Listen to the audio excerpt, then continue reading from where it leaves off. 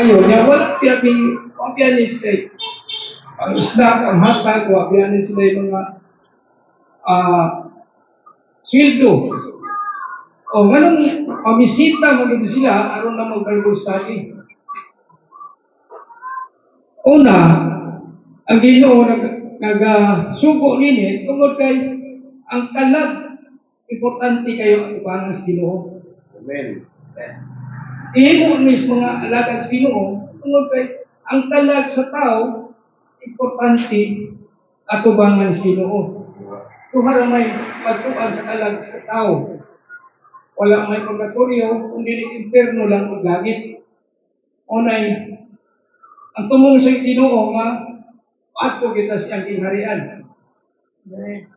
Pero naagi tao nga wala pa diha makasabot ng mga bulaton sa mga alagad sa Ginoo. Agag mga dili nila magsabtan tungod kay wala pa man sila diha, no?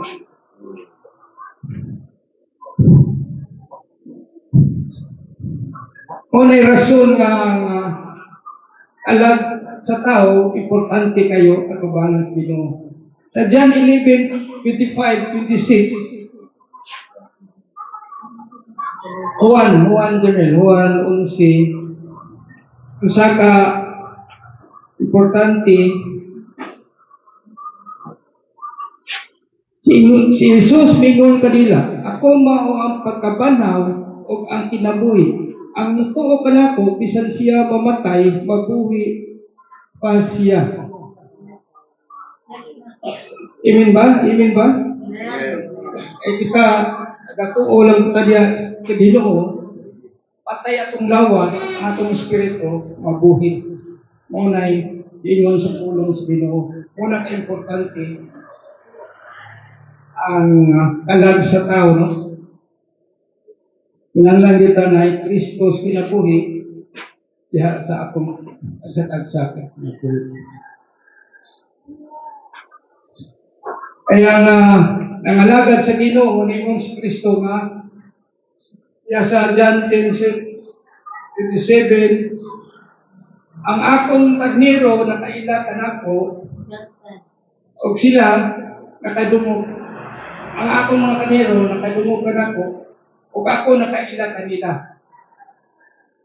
Ya yan sila ingon pag siya sa 28 naghatag ako kinabuhing dayon sila dili na mga matay ug walay makaagaw kanako.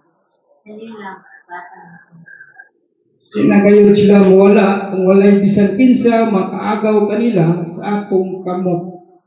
Unay saad sa Ginoo naay Kristo sa kinabuhi.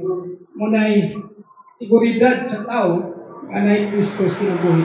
Wala na makaagaw. Kung Diyos man pag sa 29 ganun. Ang akong amahan nga mao'y naghatag kanila nga rin kanako labing dako sa tanan walay bisan kinsa nga makahimo pag-agaw kanila sa amot sa akong amahan.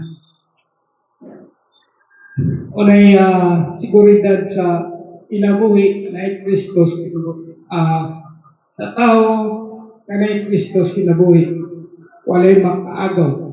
Kaya atong Diyos, siya ang Diyos nga eternal na Diyos. Siya ang Diyos nga kamhanan na Diyos. Siya ang Diyos nga grasya o